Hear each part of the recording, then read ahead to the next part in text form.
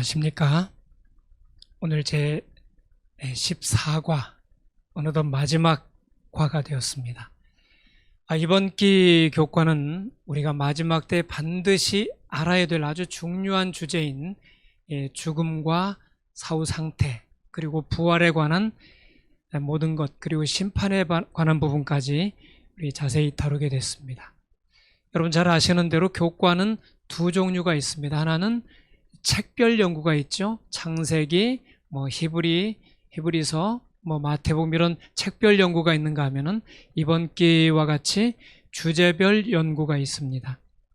그래서 이 교과가 항상 책별, 주제별 이렇게 번갈아 나오는데, 이번 기 이 주제별 연구는 죽음과 또 미래의 소망에 대한 내용을 우리가 아주 깊이 있게 잘 다루었다고 생각합니다.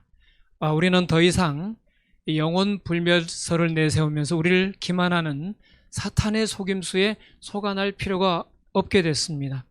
그리고 우리 부활의 소망을 확실히 우리 마음속에 간직함으로써 더 이상 죽음을 두려워하지 아니하고 죽음 때문에 하나님을 배반하는 그런 일이 없는 성도로서 우리의 마음이 또 강해지고 우리의 믿음이 굳건해졌다고 생각합니다. 자, 부활이 있기 때문에 정말 죽음을 두려워하지 않을 수 있다고 하는 것은 얼마나 정말 복된 일인가요? 그러므로 오늘 이 마지막 14과를 공부하면서 다시 한번 한 기 동안 배운 것을 집약해서 또 이번 이 소망의 핵심 되시는 예수 그리스도의 재림과 또 만물을 새롭게 하시는 그 역사를 함께 살펴보도록 하겠습니다. 자, 이번 주 교과 기억절은 이렇게 되어 있습니다. 보좌에 앉으신 이가 이르시되 보라 내가 만물을 새롭게 하노라 하시고, 또 이르시되 이 말은 신실하고 참되니 기록하라 하시고, 요한계시록 21장 5절 말씀입니다. 모든 것이 새롭게 되는 그 날을 우리가 다 고대하고 또 사모하고 있습니다. 이번 주 교과의 학습 목표는 이렇습니다. 새하늘과 새 땅에 대한 성경의 약속의 확실성을 깨닫는다. 우리를 위해 아름다운 처소를 준비하고 기다리고 계시는 하나님의 사랑에 감격한다. 영원한 하나님의 나라에 꼭 들어가기 위해 날마다 믿음으로 살아간다. 정말 이 새 하늘과 새 땅, 지금 우리가 알고 있는 그런 하늘과 땅이 아닌 전혀 새로운 새 하늘과 새 땅을 우리가 보게 될 것입니다. 그 나라에 들어가기 위해서 우리가 어떤 사람들이 되어야 하는지 또 함께 살펴보겠죠. 이번 주 교과도 역시 두 부분으로 나눠봤는데요. 새 하늘과 새 땅은 어떤 곳인가? 둘째로 누가 새 하늘과 새 땅을 얻게 되는가 하는 것입니다. 자, 그래서 일, 수, 월 이런 순서로 우리가 좀 다뤄보겠고, 그 다음에 화요일, 목요일이 두 번째 파트가 되겠습니다. 먼저 새 하늘과 새 땅은 어떤 곳인가? 우리가 하늘나라를 상상한다 할지라도 그곳이 어떤 곳인지를 정확히 상상하기 어렵습니다. 그러나 우리가 성경에 나와 있는 말씀들을 다 종합해서 어떤 개념을 가지고 우리가 상상의 날개를 펴서 하늘나라를 이렇게 정말 생각해 보는 것은 참 의미 있는 일이라고 생각이 됩니다. 사도 베드로는 다음과 같이 희망을 선언한다. 우리는 그의 약속대로 의가 있는 곳인 새하늘과 새 땅을 바라보도다. 많은 사람들은 새하늘과 새 땅을 마치 지어낸 어떤 환상 속의 이야기처럼 여깁니다. 특히 이 사도들이 살고 있던 그 헬라 시대에는, 그 로마 시대는 헬라 철학이 대두되어 있었는데, 이 헬라 철학자들은 이 몸은 부정하고 영혼은 거룩하다. 또 영적인 것은 물질적인 것과 반대되게 그것은 거룩하고 물질적인 것은 속된 것이라고 가르쳐 왔기 때문에 실제 진짜 사람이 사는 진짜 천국이 있다는 것을 상상할 수가 없었습니다. 그러나 성경은 아주 명확하고 또 생생하고 구체적인 언어로 천국이 어떤 곳인지를 잘 묘사하고 있습니다. 천국은 어떤 곳일까요? 각시대대쟁투 675쪽에 정말 생생한 묘사가 있는데 읽어드리겠습니다. 성경은 구원 얻은 자의 유업을 본향이라고 부른다. 그곳에서 하늘의 목자이신 그리스도께서는 당신의 양무리를 생명수샘으로 인도하신다. 생명나무는 달마다 그 열매를 맺고 그 잎사귀는 만국을 소성하기 위하여 있다. 흘러 닿음이 없는 강은 수정같이 맑고 그 강에 있는 나무들은 구속받은 백성들을 위하여 준비된 길 위에 그림자를 들이온다. 넓은 평원이 아름다운 언덕으로 둘러싸여 있고 하나님의 산들은 높은 봉우리들을 뻗고 있다. 이 평화로운 평원에서, 이 생명 강가에서 오랫동안 순례자요 방랑자로 살아온 하나님의 사랑하는 백성들은 그들의 거할 집을 발견한다. 우리 하늘 거처요 우리의 본향인 천국이 어떤 곳인지를 여기 정말 생생한 언어로 잘 묘사했습니다. 이 실제로 존재할 뿐만 아니라 정말 아름답고 평화로운 이 천국에 가게 되면 죄와 죄의 흔적은 완전히 사라지고 그것은 오직 평화와 충만한 행복이 가득하게 될 것입니다. 그것이 바로 우리가 영원히 거할 하늘 처소인 것이죠. 얼마나 감사합니까? 그곳에는 실망이 없고 슬픔도 없고 죄도 없고 병들었다고 말할 사람도 없다. 그곳에는 장례 행렬도 없고 탄식도 없고 죽음도 없고 이별도 없고 마음 상하는 일도 없다. 오직 예수께서 거기 계시며 평화가 그곳에 있다. 정말 여기 없는 것들을 쭉 열거했습니다. 속상한 일도 없고 억울한 일도 없고 그렇죠? 예, 아픈 것도 다시 있지 하리라 그랬습니다. 오직 평화, 예?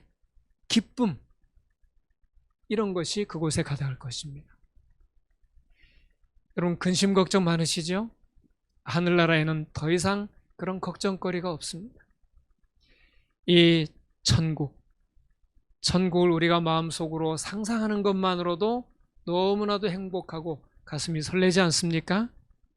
이 천국의 하늘 시민이 되어서 우리 주님의 얼굴을 늘 배우면서 영원 무궁토록 그 평화와 행복을 만끽하며 주님을 찬양한다는 것은 얼마나 감격스러운 일일까요?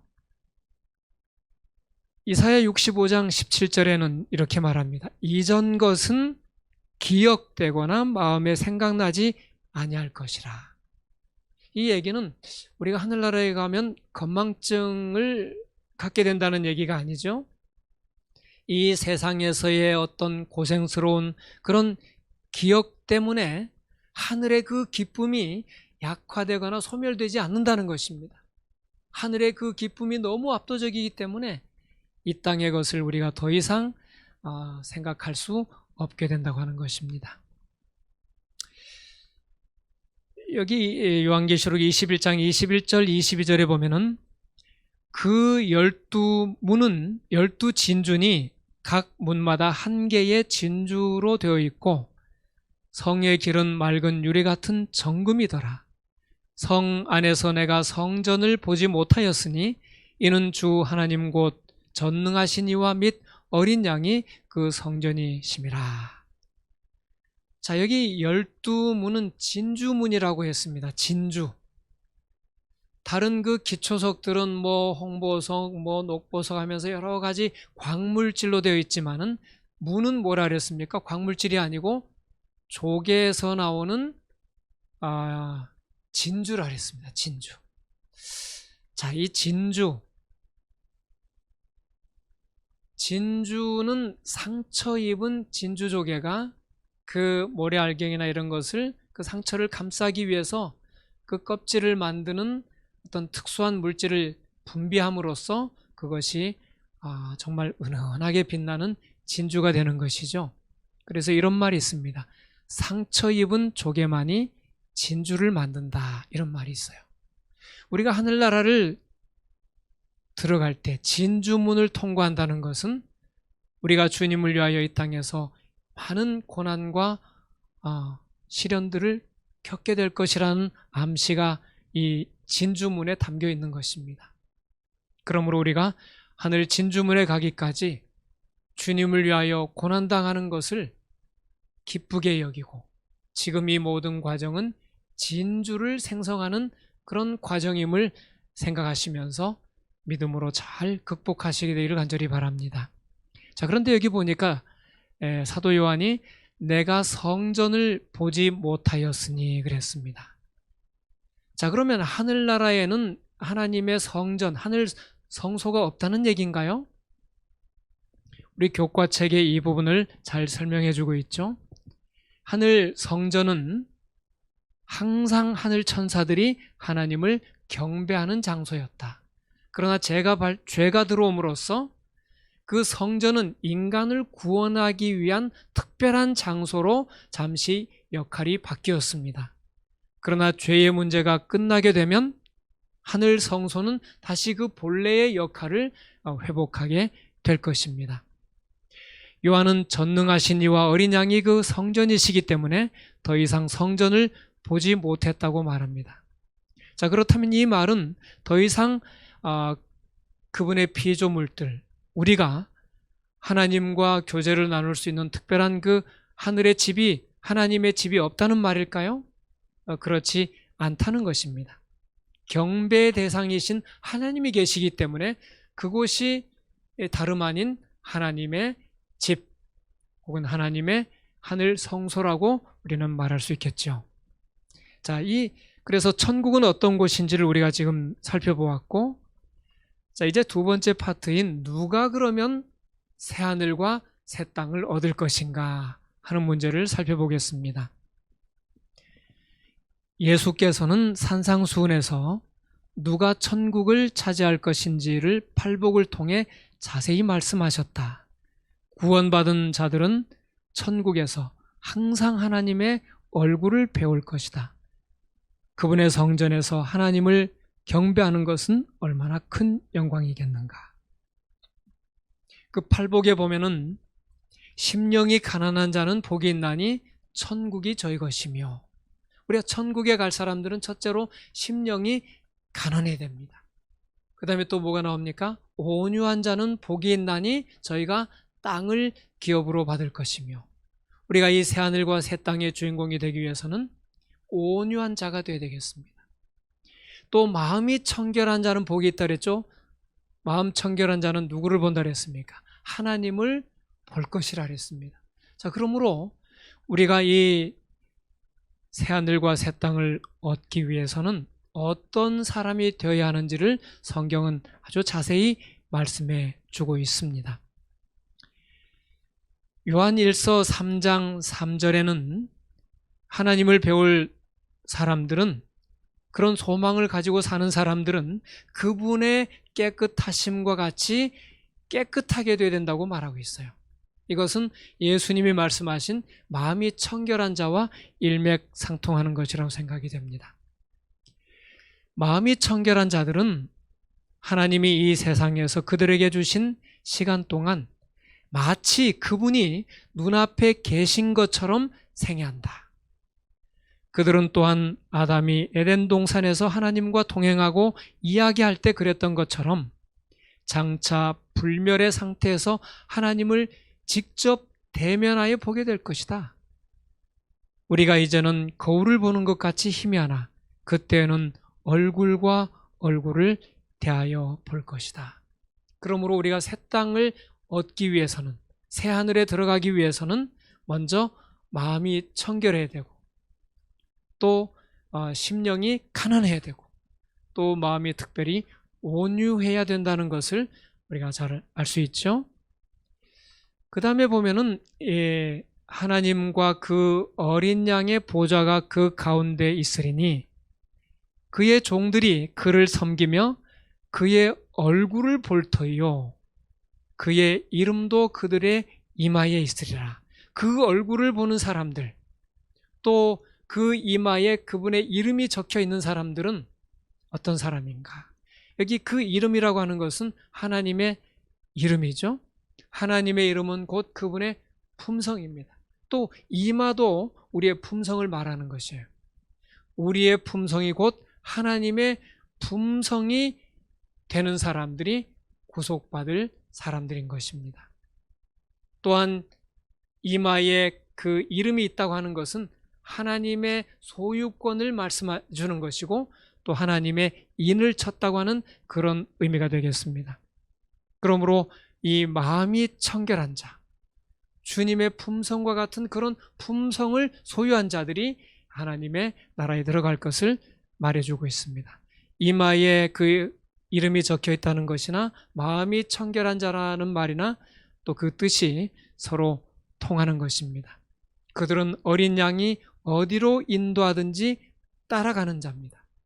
어린 양이 우리를 어디로 인도하실까요? 그곳은 다름 아닌 바로 천국이 되겠죠. 자, 저는 이번 기 교과를 마치면서 맨 처음 이 교과책을 받았을 때는 이 교과의 그 표지 그림이 정확히 무엇인지는 잘 몰랐습니다. 가운데 밝은 십자가가 있고 그 옆에 배경이 굉장히 어두워서 왜 이렇게 그림을 어둡게 그렸나 이런 생각을 했었어요. 근데 자세히 보면은 병들어 죽어가는 사람 옆에 이제 앉아있는 간호하는 사람, 또 장례식장의 모습, 뭐 등등 여러 그 죄악 세상의 슬픈 스토리들이 여기 다 들어 있습니다. 근데 그 한가운데 무엇이 있습니까? 밝은 십자가가 있습니다. 그 십자가 맨 아래는 한 사람이 서 있는데 이 십자가가 곧 문이라는 것을 우리는 깨닫게 됩니다. 십자가를 통하여 영원한 미래의 소망을 열어주시고 하늘 문을 열어주신 우리 하나님께 진심으로 감사하시게 되길 바랍니다. 십자가라는 밝은 문을 통해 우리는 영원한 천국의 소망을 갖게 되었습니다. 이 어둡고 슬픈 세상의 순례는 곧 끝날 것임을 배웠습니다. 죽음의 그림자는 거칠 것이며 생명의 활력과 기쁨이 가득한 천국이 도래할 것입니다. 신실한 믿음으로 살다가 그곳을 유업으로 받게 되시길 바랍니다. 그리고 그토록 그리던 우리 주님을 꼭 만나게 되시를 간절히 소망합니다.